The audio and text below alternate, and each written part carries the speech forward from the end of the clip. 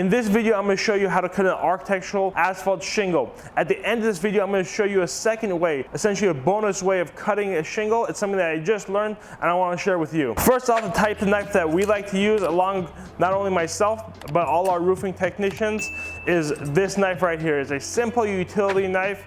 It has a metal frame. This will last you for years. There's not many moving parts. It has a set screw right here, a little bolt that slides the blade in and out. Now this is, I don't know what, it's like a collector series, it's gold. Most of these knives are just basic aluminum galvanized color. Now the type of blade that we like to use is not a hook blade, it's called a bow tie blade. And let me show you how it looks and why it's called a bow tie blade. It looks something like this. It looks like, just a mini bow tie is coming out on both ends.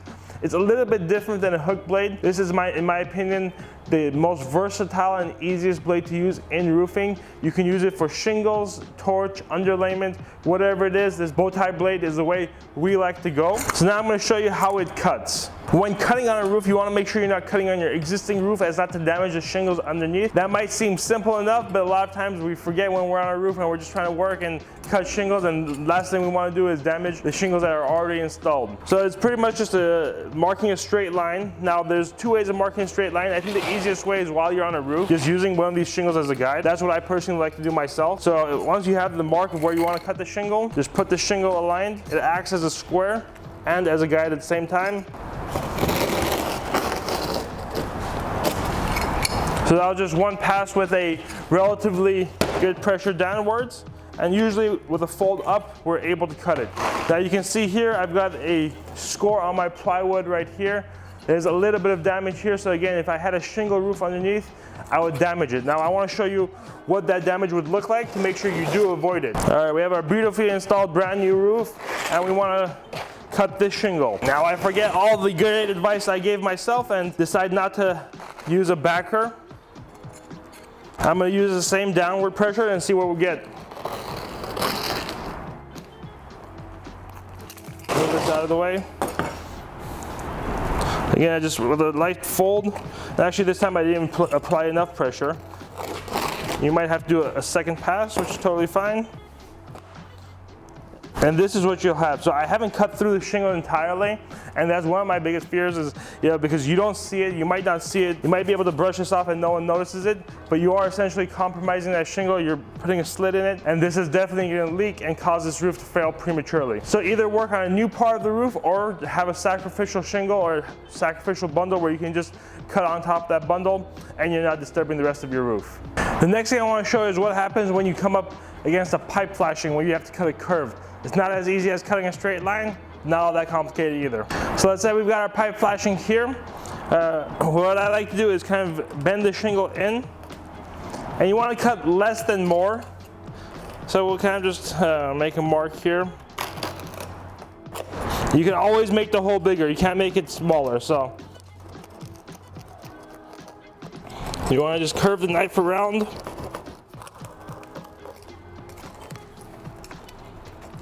So I've got the rough opening in place kind of, and now what I want to do is go around and make the cut smoother and leave a space for my channel to flow. Being that I have flashing on the back, I'm not worried about cutting down.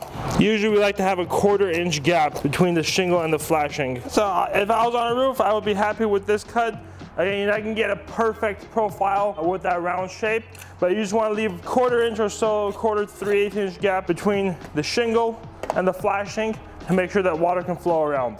So that's how you cut around the pipe flashing. Now that you've seen how roofers have been cutting shingles for the last 50 years, if not longer, I want to show you a new method that I just discovered.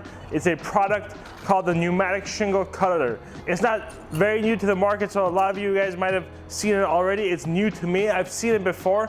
I just have never used it, and I just did a product review on it. You can check that video out. We'll put it in the link below on exactly how that works, but I want to compare that to a knife and see what we think the difference is and explain the pros and cons between the two. It's essentially this tool right here runs off air, and the same way I cut shingles, now I want to cut shingles with a pneumatic cutter and see how it compares. Now the first thing I want to do is cut a straight line. So just like we did with shingles, I want to use a straight shingle to provide a straight edge for me. Now what I've done also is the same way to when we were doing our shingles. I have a shingle below it. I want to see if and how much the shingle below it will get damaged while cutting. So I haven't tried this before, and I'm curious to see how it works. I generally wouldn't recommend this. I would still recommend the sacrificial piece, but let's see how it goes.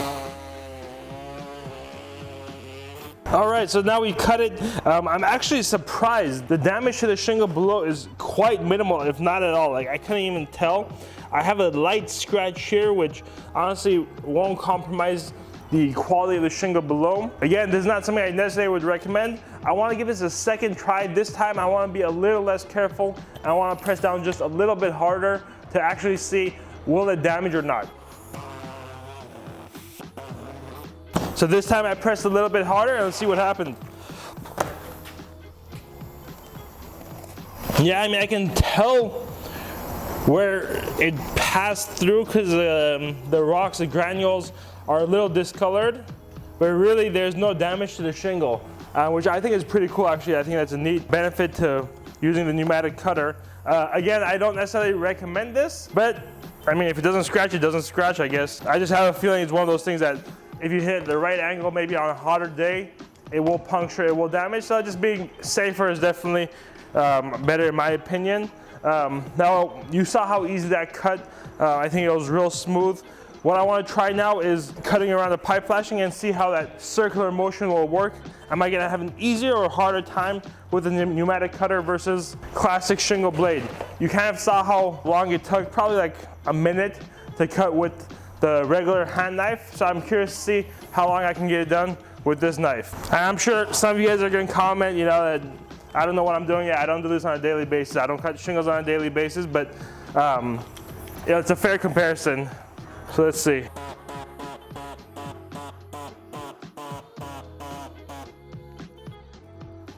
Okay, you can see actually I went over already, so that might be a disadvantage to the shingle cutter or to the pneumatic cutter if you don't know what you're doing. So I definitely don't think I did a good job on this one. If I would see this on the roof, I would be super unsatisfied and talk smack about the roofer's quality. So I'm gonna try this again. Again, I'm not used to this. I don't do this every day. I haven't used a shingle cutter, pneumatic cutter before. So it might just be like a user error thing, but I think definitely if you're not used to it, the knife is the easier way to go. It's a safer way. Let's try this again. I'm gonna try cutting smaller than going bigger.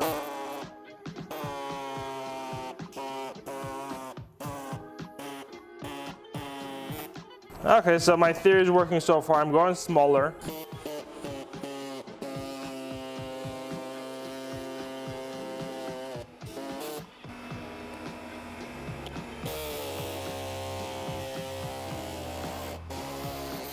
All right, you can see my second attempt was a failure as well. You know, 2 out of 2 being failures.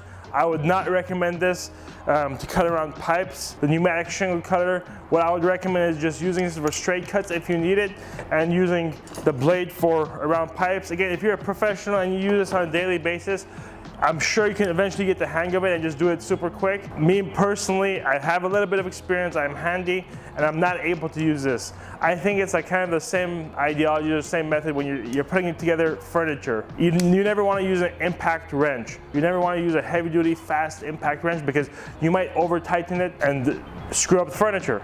I think same thing goes with cutting shingles. When cutting around more detailed areas, just use a knife. Really, I think if I were to compare the two and say which one to go with, I would say if you're a homeowner doing a small project, which most of our viewers are, you know, most of you guys are just doing your projects around the house, building a small shed, putting a roof for your doghouse, don't waste your money on this. I wouldn't call it necessarily a waste, but throughout one project, you'll probably save maybe an hour or two, and you'll probably save, you know, a little bit of elbow grease, but I don't think this is worth it for the DIYer. I think for the DIYer, this $10 blade with some bow tie knives, some spare blades is the way to go.